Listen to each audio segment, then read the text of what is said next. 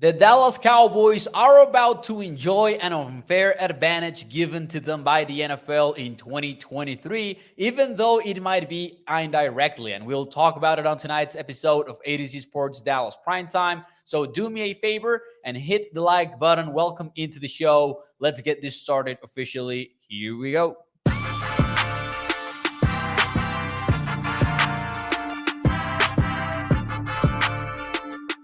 What is up, everyone, and welcome into A to Z Sports Dallas Primetime. I am your host, Mauricio Rodriguez, streaming with you live every Sunday through Thursday night at 8 p.m. Central here on Dallas On Demand Sports Talk Network with a lot more content coming your way. Make sure that you check out a2csports.com/Dallas. And as always, remember that Primetime is brought to you by our friends over at freemanmazda.net. We will talk more about them and the ride of the week in a few moments here. But before we do any of that, though, let's talk a little bit about what's going on in the NFL right now.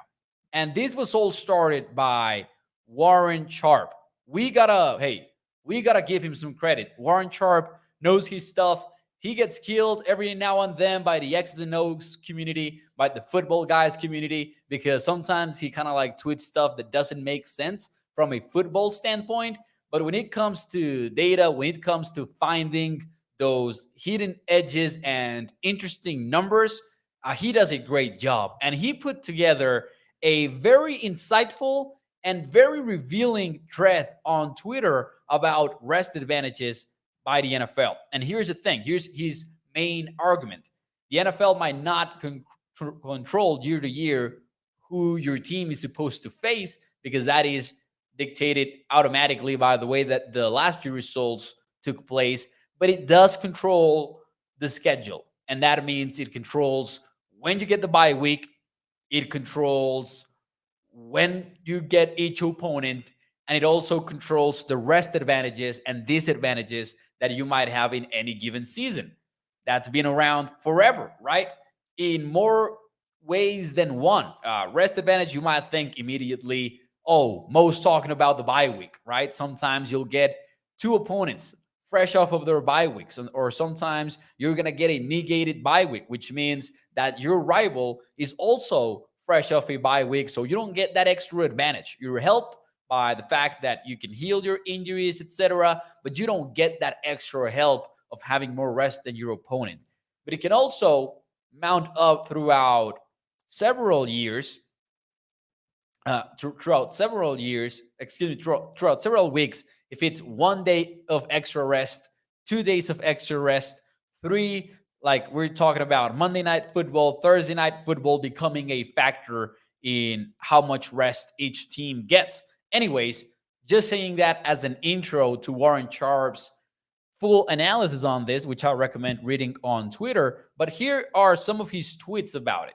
He put together a tweet in which he outlined how 2023 is set up to be very different than other years in the NFL when it comes to this particular topic. For example, last year in 2022, and this is from his Twitter thread, one team and one team only played 5 or more games with more rest than their opponent, which would be considered a very significant advantage. This year, that number goes up to 5. So instead of having only one team be greatly benefited from the NFL schedule, you've got 5 teams in that particular situation. But it gets a little bit worse if you look at it at more detail. In 2023, 8 teams are going to be playing 5 or more games with rest disadvantages. 7 teams are going to play just 0 or 1 games with rest disadvantages. And now we're getting 5 teams with 5+ games with rest advantages, as we said before. And 5 teams only play 0 to 5 games with rest advantages. There is no balance at all. So while you're having 5 out of 32 teams playing no games or just 1 game with a slight advantage, you're getting 5 with a very significant advantage. That is not the way that it's supposed to be. Now, these might feel like nitpicking, and these might feel like, oh man, It's only a few days of rest. What are people making a big deal out of it? But man, it's a game, it's a football league in which teams make or miss the playoffs by one game. They win and lose divisions by just one game, too. And this is where the Cowboys come in. This is where the Cowboys come in as well. Because if you look at the details, and we'll do that in a few moments here on the show, the Cowboys are not one of the teams that have a very significant advantage, but the Cowboys' foes are at a significant disadvantage. And we'll get to that in a few moments here on the show. Before we do any of that, though, let me say hi really quickly. As always, I started with my rant, and now I'm getting to say hi to every one of you. Welcome into the show, by the way. Do me a favor and hit the like button if you enjoy the show. That really helps me out a lot to put this show in front of more and more Cowboys fans. So let me say hi. What's up to everyone in the Facebook chat and the YouTube chat? I'll open it up to the chat, by the way. Do me a favor and answer me this. Is it a big deal, small deal, or no deal that the NFL schedule has this disparity of rest throughout its entire season? Let me know in the chat. Shout out to everyone. Thank you for the clarification on the volume. Some people are saying that they can't hear me. Some people are saying that they can hear me. So that's kind of weird right now.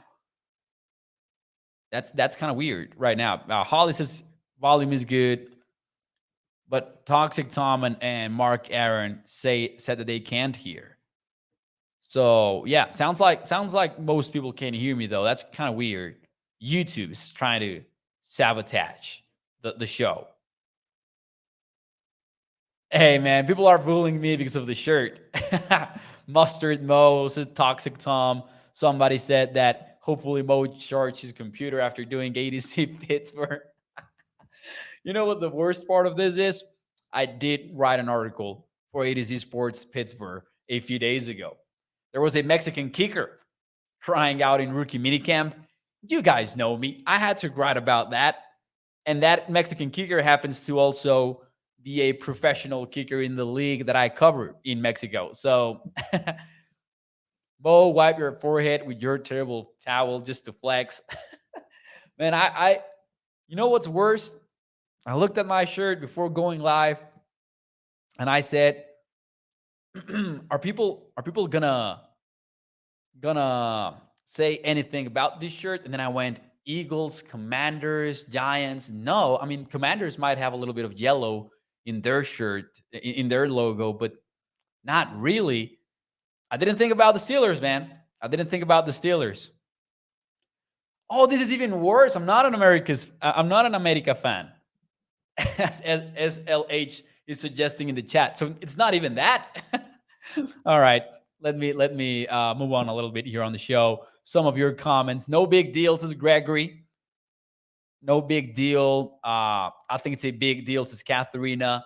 Tommy915 says no deal.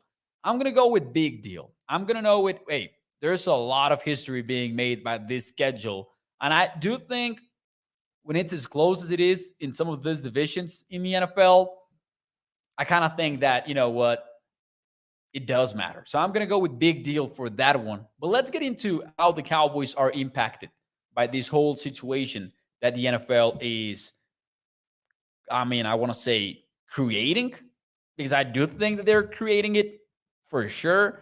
As you can see, the Cowboys are highlighted in green. They have a 1+ net rest advantage. And that means just that they rest one day more than their opponents do. So that's fair, right? 1+1, that's where you want to be. You're not among the teams that are getting big time advantage. Like, by the way, the Jets, the Chicago Bears, and the Washington Commanders are at +12. Those three plus the Tennessee Titans at +11 are in a best ever situation. Like, those franchises that never had this much rest in their history. That also matters, man. That also has to matter. But the Cowboys, though, the Cowboys are right in the middle. That being said, though, it's their rivals who are at a disadvantage other than the Commanders. Now, we might argue whether or not the Commanders should be considered a threat. It's difficult to know with the whole Sam Howell situation. To me, by the way, it is pretty wild that the Commanders are betting on Sam Howell the way that they are. Like they literally saw one game. Of course, this was the game against us, against the Cowboys, but I don't know. I don't think that we know enough about Sam Howell for the Cowboys to have passed on on, on other quarterback options, if you will. Eric Bieniemy or not. I just don't like what the Commanders have done this offseason in general. Now, I mean, one thing that I have liked is the ownership change. That is something major, of course, but you know what I mean. Football wise, football wise, uh, I want to get into the Philadelphia Eagles benefits and excuse me, not non-benefits, benefits for the Cowboys indirectly, if that makes sense. But there are a team that should be considered one of the biggest losers out of this entire situation. And Warren Sharp actually does outline them as one of the five teams, excuse me, that are hurt the most by the timing of games based on all of those variables that he lists out on his Twitter thread, on his article for Fox Sports. He says that the most hurt teams, and these will matter, check it out, Chiefs. Maybe we don't care too much about them. 49ers, we do care about them because they're the favorites to win the NFC. Odds on favorite behind the Eagles, second odds on favorite, excuse me. I think that's right. Vikings and Giants. Obviously, the Giants also matter, being that they are division rivals. Some of the ways that those disadvantages show up for the Eagles are that they get 4 games. They're -4 in net games in terms of rest advantage and disadvantage. That means -4. They are getting 4 games, 4 fewer games with this. I mean, that's kind of weird to kind of like get together with the minus and the pluses. So got a little bit confused. I don't want to confuse you guys too. So the way that I'll frame it is they get 4 games more at a disadvantage that they do at an advantage, if that makes sense. They're -4. It's only them and the Chiefs at that number in the entire NFL this season. And last year, there was not a single team with such a disadvantage. This is something new that's happening in the NFL, and it might be happening as a result of the whole primetime rule situation in which the NFL now is allowed to schedule 6 games of primetime television for any given team. Before, the maximum was 5. And before, each team had to have a primetime game. So maybe that balanced things out automatically, basically. I'm guessing that they just charged up an Excel document and they hit optimize, and then it gave them the ideal schedule. Honestly, I think 90% of the work might have been done that way.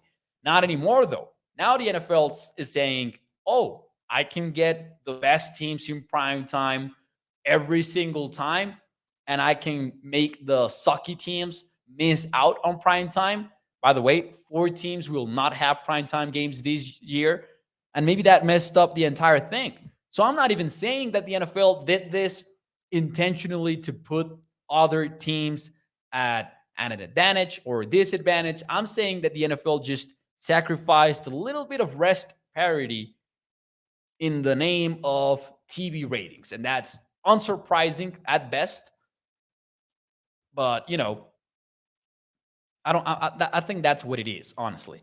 They're also, the Eagles negated the bye week, so their bye week, their rival also has a bye week, so that basically negates it. And now that is not anything new, by the way, in the NFL. But 11 teams are in such a situation for 2023. Now the Giants are in a different boat, but the Giants are also at a -2 advantage, which is significant. And they also have a situation in which their 3 short weeks, they go on the road. The Cowboys and the Eagles have 0 weeks in that situation. So each time that the Giants are in a short week, and that will happen 3 times, they have to go on the road. That has to matter, man. That has to matter. When you look at the NFC East odds and you realize that the Cowboys and the Eagles are supposed to battle it out for one more year, and the division title is on the line, excuse me, that has to matter, man, in favor of the Cowboys this time around. Because I think that the Cowboys, it's not that they get a lot of advantages, it's that their rivals get a lot of disadvantages. I think that's where the advantage lies for Dallas. So, one more question from me to you in the chat. Does all of this, yes or no, change your perception about how difficult or how easy the Cowboys 2023 NFL season is about to be? Yes or no? Does it change your perception on this whole thing? Let me know in the chat. And while you do that, and before I give you my final answer, let me talk to you about our friends over at freemanmazda.net, because as always, they are the ones who make this show possible. You can check out their dealership in Irving, Texas, or you can browse through their website and check out their wide range of new and used vehicles over at freemanmazda.net. In there, you can browse through their wide range of vehicles, as I said, and also you can check out the ride of the week. Every single night here on ADC Sports Dallas Prime Time, we talk about the Freeman Mazda ride of the week. In this case, it is the new 2023 Mazda CX-5 2.5S Select All-Wheel Drive. This one starts at $29,910. It's got an all-wheel drive. It's got a blind spot monitor, rain sensing wipers, Apple CarPlay/Android Auto, and a fuel economy of 24 miles per gallon in the city. That goes up to 30 when you are on the highway. So make sure that you check out the ride of the week over at freemanmazda.net. So the question of the show, yes or no, do you think that the Cowboys' schedule is easier or harder? Yes or no? Does it change your perception? Catherine says no. Double R goes with the no. Regina goes with no. Let's see here. No, because I'm not playing, says Holly. Tommy915 says no. Gregory says yes, a little. Mark Aaron says Mo is in a hurry. Pittsburgh is calling. You know what? I'm not in a hurry. Pittsburgh is not calling. But I'm going to say this, though. There are going to be some shorter shows this offseason. It's the way it goes. I got to save up some content ideas, man. It becomes a management equation here. All kidding aside, though, I won't wear a yellow shirt ever again. I'm gonna I'm gonna burn it right after the show is over. Bruce says double digits wins, still loading, says Bruce. I'm going to go with yes, but on a positive note. Like, I feel better about the Cowboys' prospects of winning the division because this is just a slight edge playing in the Cowboys' favor. How much is it going to matter? I really don't know. Maybe it matters just very little. Maybe it makes a one-game difference, even though it's 4 games that the Eagles are at a disadvantage from a net point of view. Like they have a -4 net game disadvantage. If that translates into one more loss for the Eagles, that's a big difference in a division that should be as close as we expect the NFC East to be. Now, I don't think that, past history reflects necessarily future results, but I am very intrigued by the NFC East curse that you guys know it by now. But the last time that there was a back-to-back champion was in 2004. So logic says, Cowboys are winning in 2023. Obviously, that's terrible analysis, though. But I am intrigued by it. Is it going to remain alive or not going into 2023? Because listen, I get it. The Eagles were fantastic last season. Let's give them credit where credit is due. They had a very good roster. I think that before the season even started, we all kind of agreed that, hey, the Eagles have the better roster right now, but the advantage for the Cowboys is in the fact that they have Dak Prescott, who is a better quarterback in the division. That was kind of our logic going into September of 2022. But even though the Eagles made the Super Bowl, and even though the Eagles competed in the Super Bowl against the Chiefs, and let's face it, it was a pretty good performance for Jalen Hurts in February. It was a close race for the division. The Cowboys missed out on Dak Prescott for 5 weeks, and they were still a step away from winning that NFC East title. So it was close. We cannot act like it wasn't close, because it was. So my point here is I see too many people just crossing the Cowboys out as division champions in 2023. Like, you at least have to admit that Dallas is a legit contender to win the NFC East crown. And then by extension, that makes them one of the favorites in the NFC as well, because there are few teams, honestly, compared to the AFC to be concerned about. And the Cowboys are top 3 in betting odds to win the entire thing. Now, it's harder to do it as a wild card. Obviously, if you get that bye week or you get that home field advantage through the playoffs, it's insanely helpful. So winning the division is going to be huge for what happens in the playoffs as well. Now, a lot of things did change, and I want to do a show about that next week, in which maybe we can rank what the biggest changes are, because I saw an article saying that the biggest X factor was Brandon Cooks arriving at Dallas, but I think there might be other X factors that we should consider. So hopefully we get to do that next week. And I also want to do a NFC playoff prediction thing that we can maybe put together, because there's this crazy streak going on in the NFL that, since I think it's since 1990, I think, when the playoff format was adapted, there's always been, I think the number is 4 new teams in the playoffs every single year with the wildcard system. Over the last 2 years, which is when the playoff teams went from 12 to 14, since then, in back-to-back years, we have had 7 new opponents in the playoffs, like teams that were not there the previous year make it the next year. So I wonder if that is going to be like the new baseline. Is it going to be 7 teams every year, 7 new teams? Is it going to be 6 new teams? What is the number going to be when we get a broader sample size of the new playoff system? I want to explore how that looks like next week. So we will do that. We will do that, just kind of like telling you some of the ideas that I have in store for you. If you ever have any suggestions, they're more than welcome, especially in May, June, July. We're going to get through it, but also May 22nd marks the kickoff of OTAs.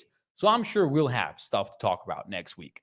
Anyways, ladies and gentlemen, that will be it for me tonight and for the entire week, because I will see you again.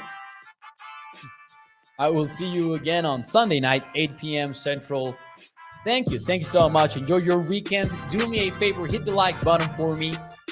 Also, remember that Prime Time is brought to you by our friends over at freemanmazda.net. And I will see you on Sunday, 8 p.m. Central. Thank you so much. Toxic Tom says, I'm always off to Thirsty Thursday. You know what I'm going to do today? I'm not gonna quench my thirst. I might play some video games. I think I'm in a good spot to play some video games. Have not done that in a while. Gonna play Door Kickers 2. Holly says, great show. Hey, thank you. Thank you to everyone. Stephen White, Ines, Bruce, Tommy915. Thank you everyone for joining the show. We'll see if I can get a way to implement the flashcards again. Bye-bye.